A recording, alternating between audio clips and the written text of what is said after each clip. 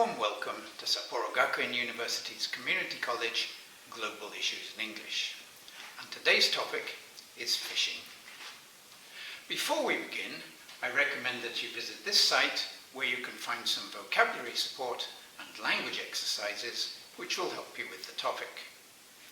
Now, to begin about fishing, I want to make clear there are two types of fishing we'll be thinking about today. One is capture fishery, which is fishing at sea, and the other is aquaculture. Now, another word for aquaculture is fish farming. Now, when we look at a graph from about 1950 up until 2018, we can see that things have changed quite a lot. The orange is the fishing at sea, the capture fishery, and the blue is aquaculture or fish farming.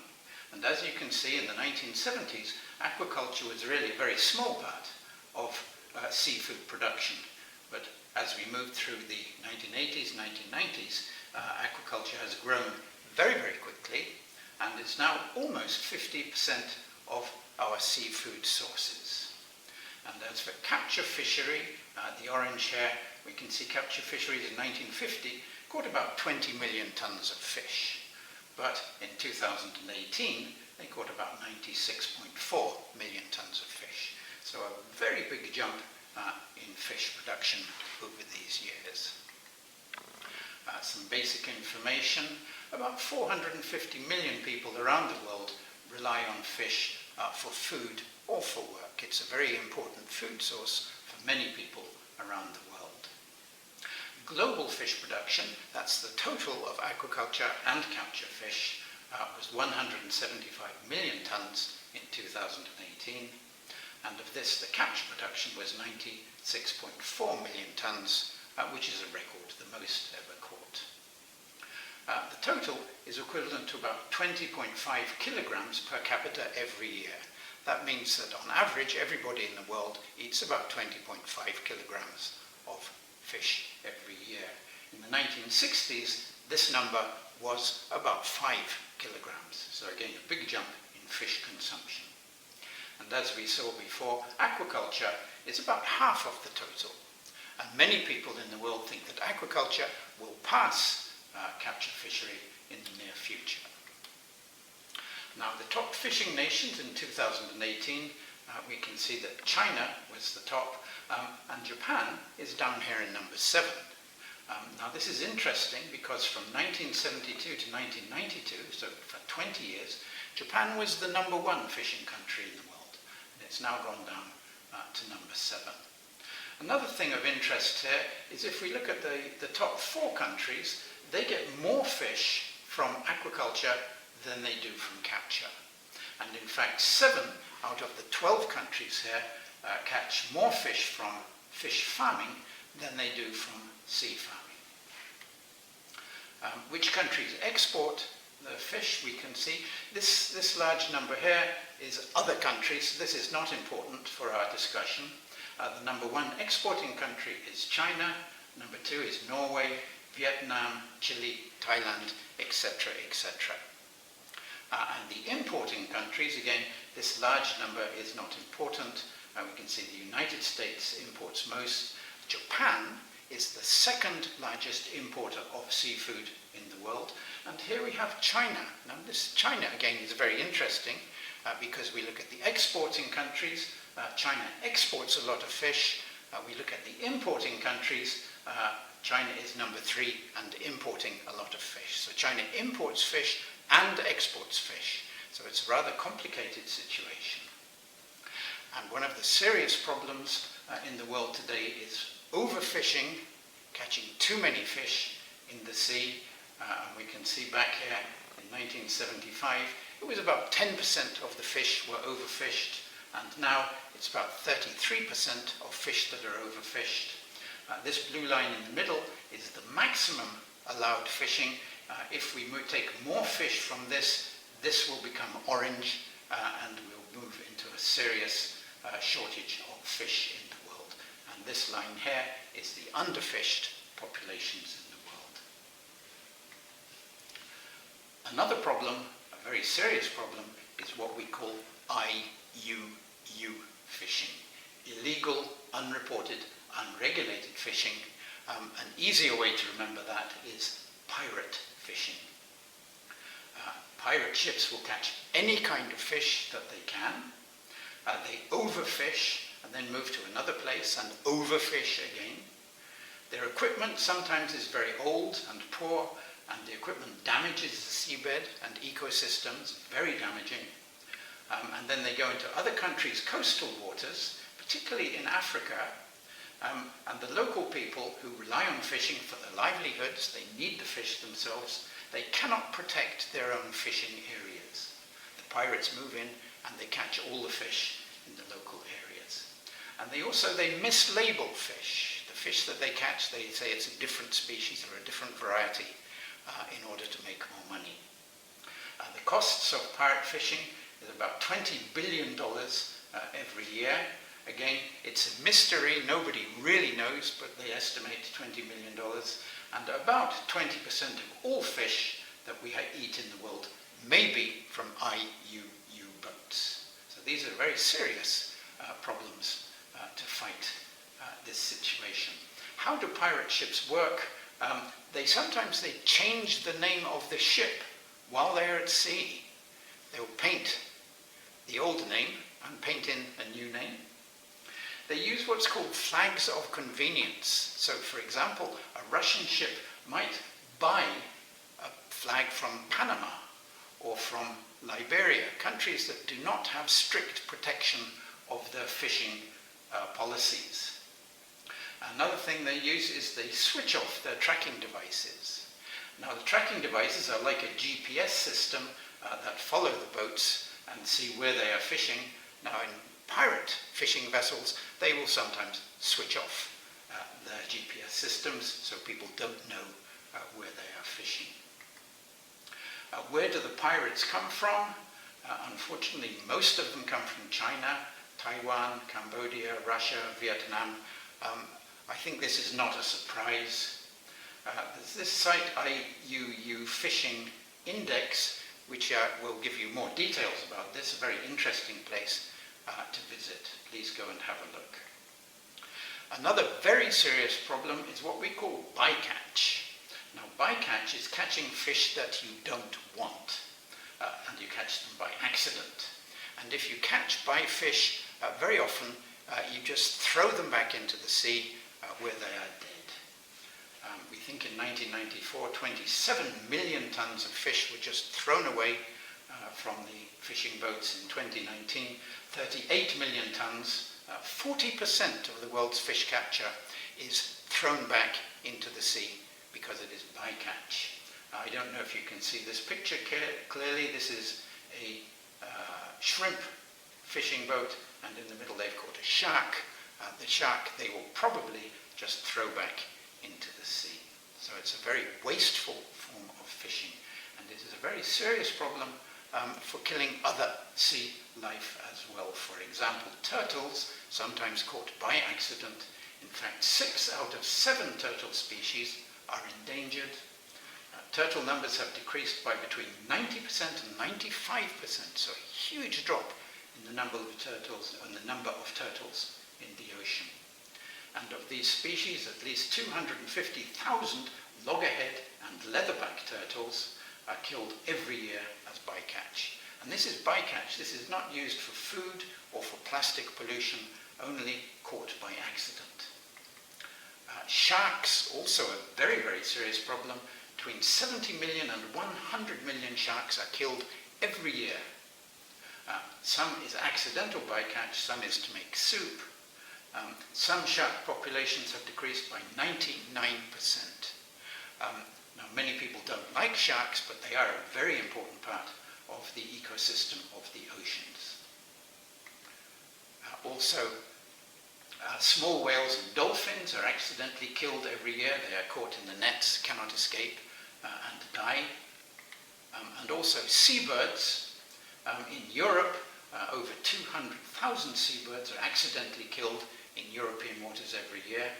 It's estimated that more than 1 million seabirds are accidentally killed around the world every year.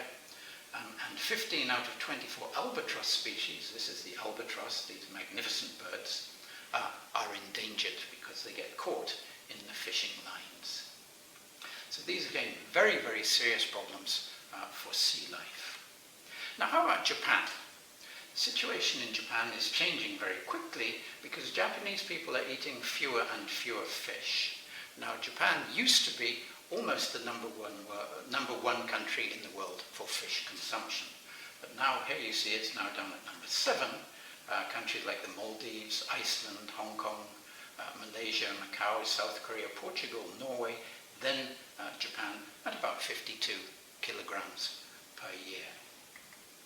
And as we can see, the global consumption of fish has gone up since 1961 from about 5.2 kilograms to 20 kilograms in 2019, so a big jump in fish consumption around the world.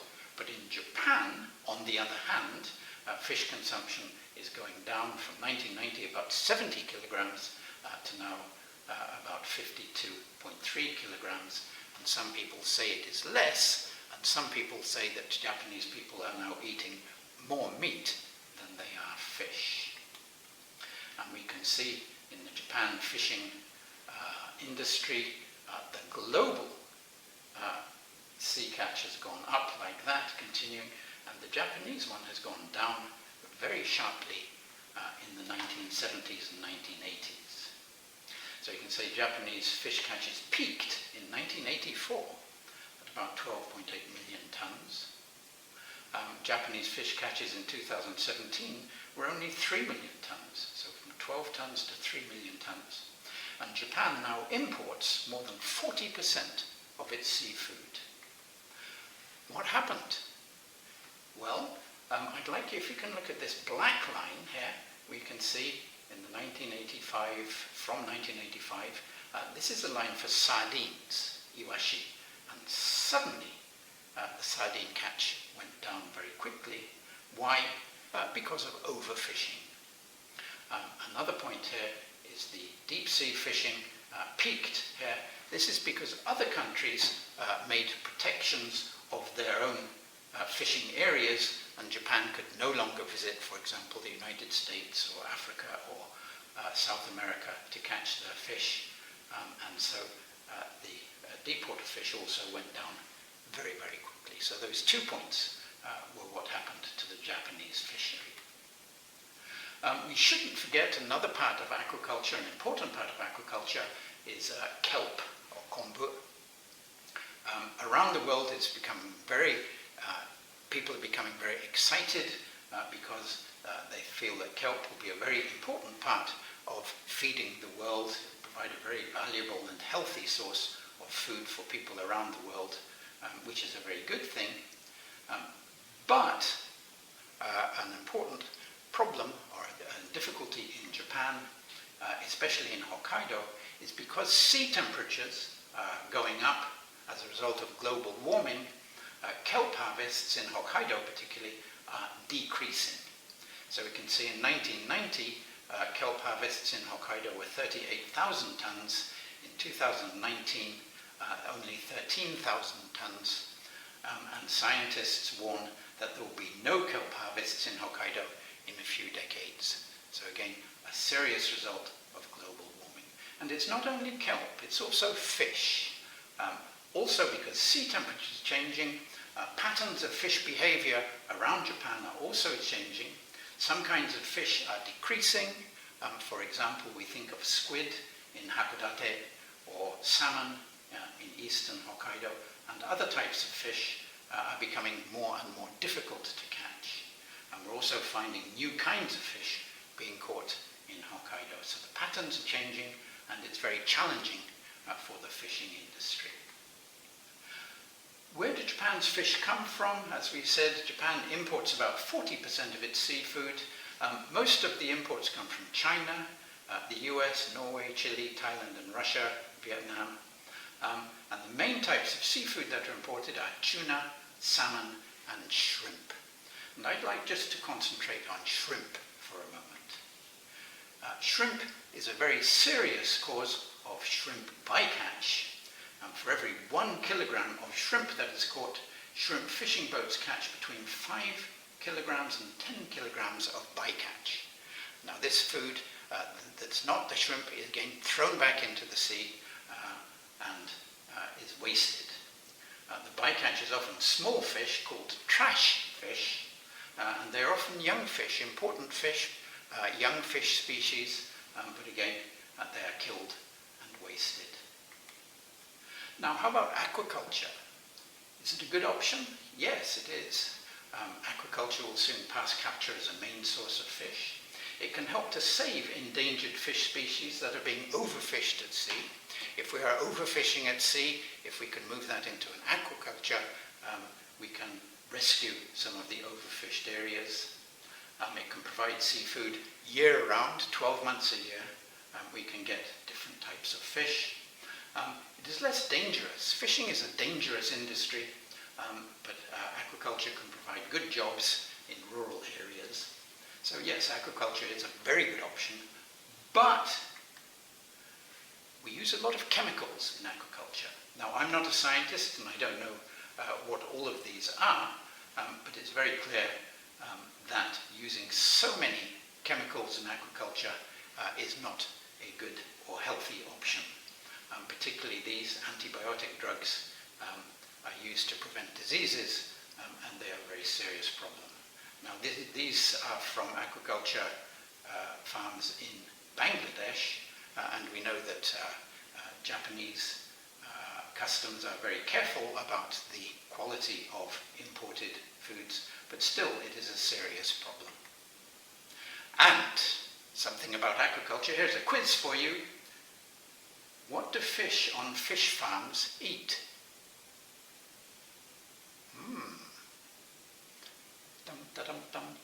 The answer is fish. And where do those fish come from? They come from the sea. So aquaculture doesn't really solve the problem of overfishing in some parts. And to go back now, we looked at shrimp caught at sea, capture fish. Shrimp aquaculture here again causes various problems. It takes 2 kilograms of fish food to produce 1 kilogram of shrimp. Sometimes the shrimp food is the trash fish. Do you remember we talked about the trash fish? This is not thrown back into the sea, especially by pirate fishermen. They mix it up into a powder and it is given as aquaculture food. And in fact, a lot of the trash fish are young fish that are themselves important.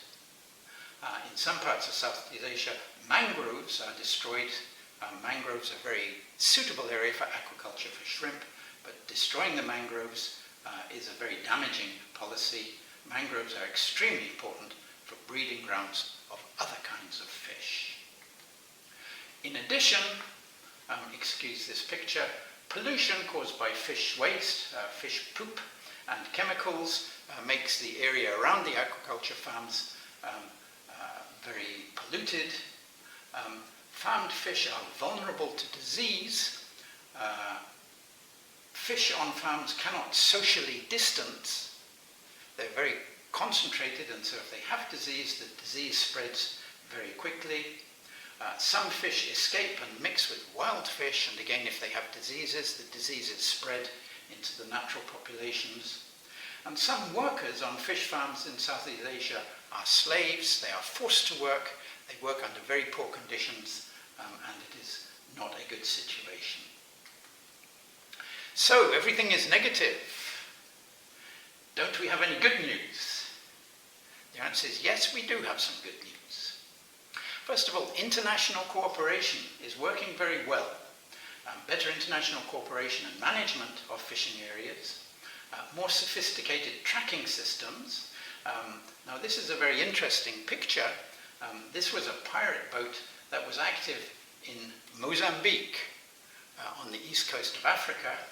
It escaped, it moved up past Madagascar, and it was being followed all the time by international global positioning organizations.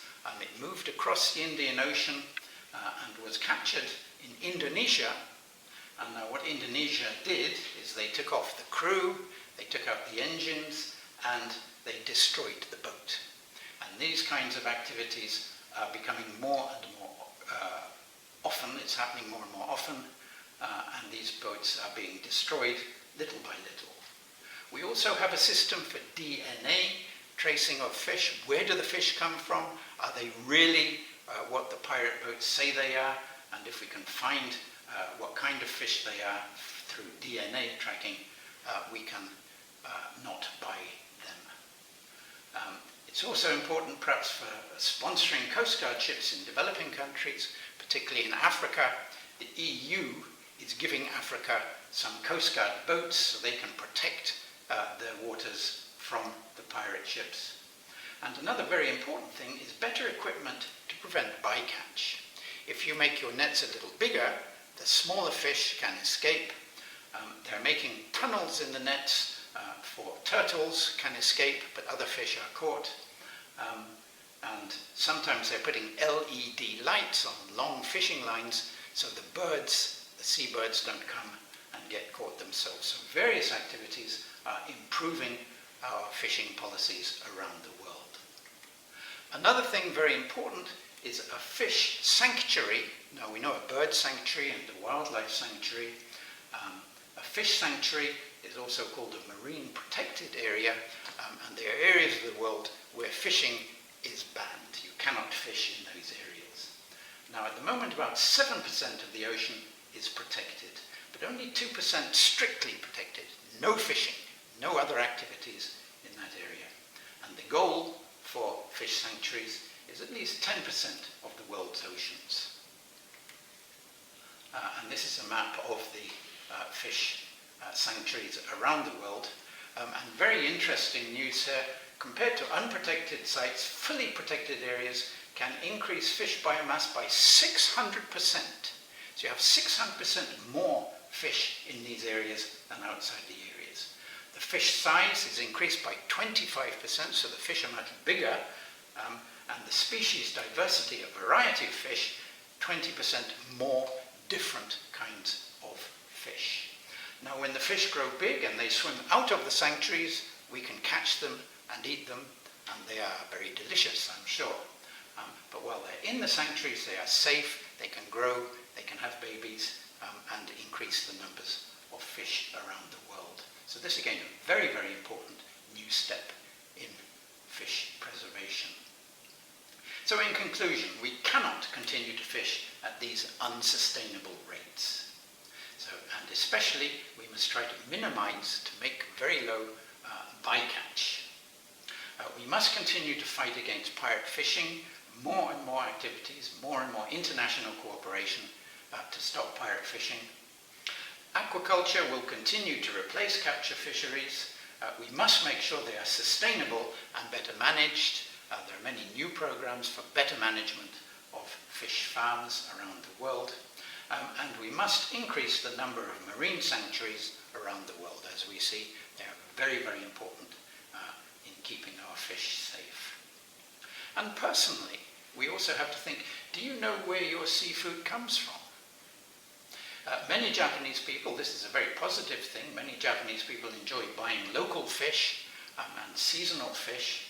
But what about things like shrimp and tuna and salmon? Do we know where it comes from? Sometimes it's not so clear. And the other thing we must think about is it sustainable? We can easily find out more about sustainable seafood on the internet. It is very, very important that we educate ourselves, that we know where our fish come from and what we are eating. And this particularly, this line, we must educate ourselves. This is one of the themes of the global issues in English. It's not only fish, it's also other food and energy and other topics. Educate ourselves is the key. Thank you for watching. See you again.